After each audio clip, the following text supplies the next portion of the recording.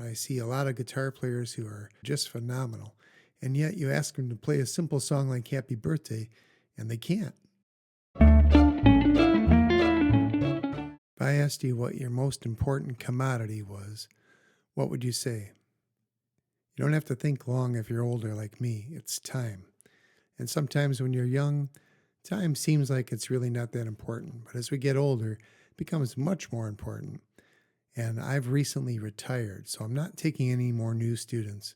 Actually, those that I have are even gone for the summer.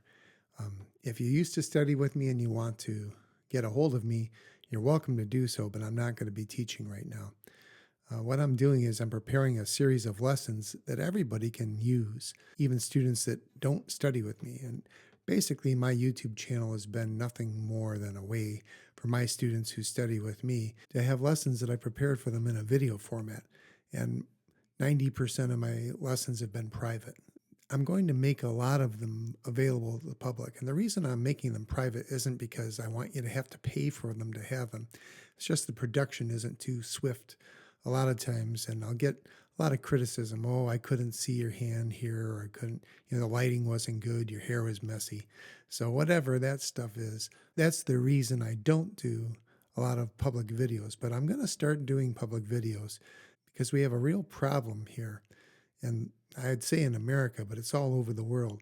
People are not able to play simply. They're able to play quite a lot of great things. And I see a lot of guitar players who are just phenomenal.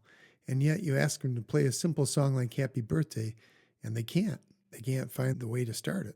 So if I just told you play Happy Birthday in the key of C, put this on pause, pick up your guitar, and try it. If you can't play a simple song like that, and I say Happy Birthday because it's the most popular song we have. I mean, you hear it sung every year to yourself, and you sing it several times to other people. So it's in our mind, and we've heard it for years. So here's what you need to think about. If you said, when I asked you to play Happy Birthday in the key of C, and you started with the C note, you're on the wrong track. So let's talk about this. Melodies, not all melodies, but most melodies start on either the first, the third, or the fifth note of the scale. Not always, but most of the time. So rather than having a lot of guesswork, you should immediately be able to play whatever melody it is you're looking for. So if I hear Happy Birthday and I try the one, as a lot of people tell me that it should start on C, and we hear Happy Birthday to you. Sounds horrible. So it doesn't start on the one. And I said the 3 was another option. Happy birthday to you. Doesn't start on the 3 either. So that probably means it's going to start on the 5. Happy birthday to you. It's a little high to sing, but it starts on the 5. So you should be able to use the scale as a template.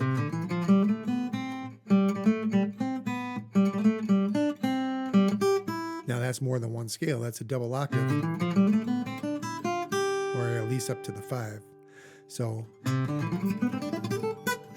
we should have the scales memorized first before we start playing melodies, and then we should be able to play a simple melody without having to hunt or peck for each note. You should be able to play any song that anybody asks you for with chords in any key.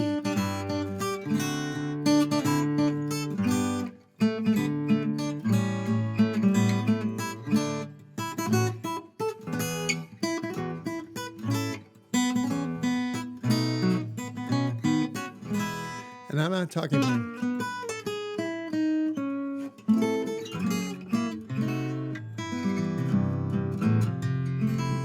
about substitutions. I'm talking about simple bare bones 1-4-5 progressions.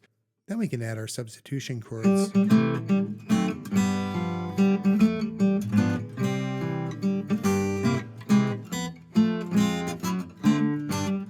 any key.